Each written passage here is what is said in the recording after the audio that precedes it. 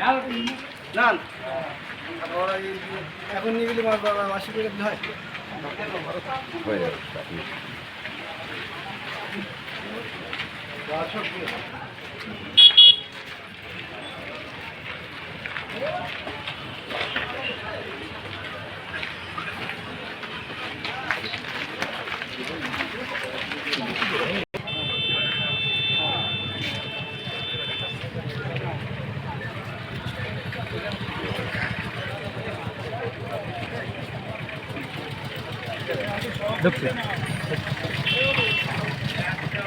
মাদক বর্জন দিবস আমরা ঝাড়খালি কোস্টাল থানার আধিকারিক ভারপ্রাপ্ত স্বপন বিশ্বাসের উদ্যোগে ঝাড়খালি গ্রাম পঞ্চায়েত এবং অপরগঞ্জ গ্রাম পঞ্চায়েতের পরিচালনায় আমরা সচেতন এলাকার সচেতন মানুষদের নিয়ে আজকে একটা আমরা পদযাত্রা করলাম।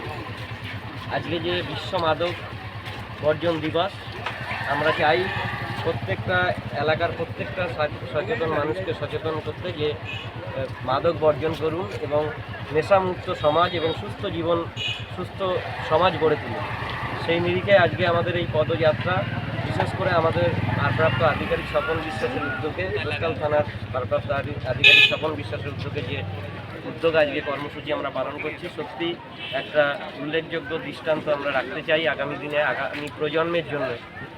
যেভাবে অল্প বয়সের ছোট ছোট ছেলেমেয়েরা যারা মাদকাসক্ত হয়ে পড়ছে, এতে সমাজ একটা ভয়ঙ্কর একটা ব্যাধি বললেও ভুল হবে না, ব্যাধিতে আক্রান্ত হয়ে সুস্থ সমাজ এবং সুস্থ মানুষ সবল দেহ গড়ে তুলতে তাদের কিন্তু সমস্যা হচ্ছে। এই জন্যে আমরা চাই যে সেই উদ্যোগ যে আগামী দিনে ঝড়খালি শুধু নয়, সমস্ত সারা ভারতবর্ষ সারা পৃথিবী মাদক বর্জন থেকে শুরু করে যাতে সমাজ সুস্থ জায়গায় চলে যায়, সুস্থ সমাজ গড়ে উঠুক, সুস্থ সবল মানুষ গড়ে উঠুক এবং এই নেশা বর্জনই পারে একটা সমাজ সুস্থ এবং শান্তিপূর্ণ সমাজ এবং একটা সুন্দর সমাজ ব্যবস্থা গড়ে উঠতে পারে।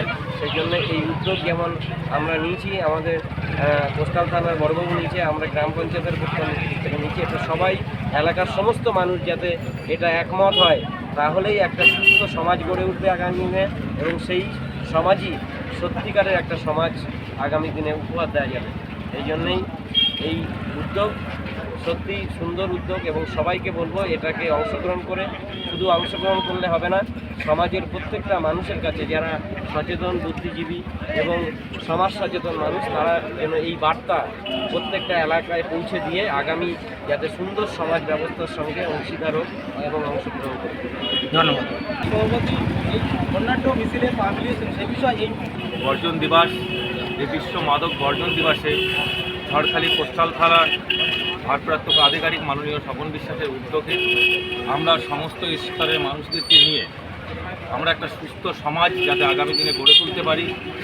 আজকে মাদক সেবন করে যেভাবে মানুষ নেশাগ্রস্ত হয়ে তাদের আস্তে আস্তে বিরল রোগে আক্রান্ত হয়ে যাচ্ছে এবং পরিবার পরিজনদেরকে নিয়ে বেঁচে থাকার দিকে একটা কঠিন সমস্যার মধ্যে পড়ছে। অনেক মানুষের প্রাণ যাচ্ছে আমরা জানি, কিন্তু সেটা নিয়ে আমাদের পক্ষ থেকে বা সরকারের পক্ষ থেকে বার্তা দেওয়া হয়।